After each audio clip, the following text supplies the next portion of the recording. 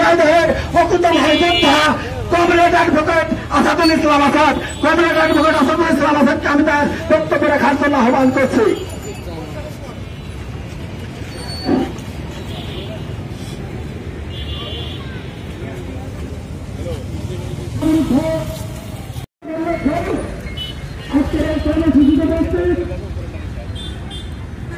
সংগ্রামী সর্বদা বন্ধুগণ,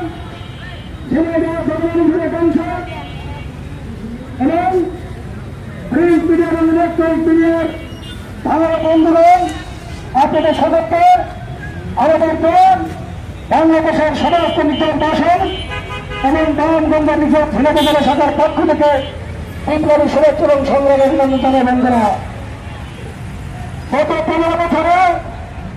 বাংলাদেশের জনগণের বুকের মধ্যে রেখেছে যে সরকারি দৃশ্য ছাড়েন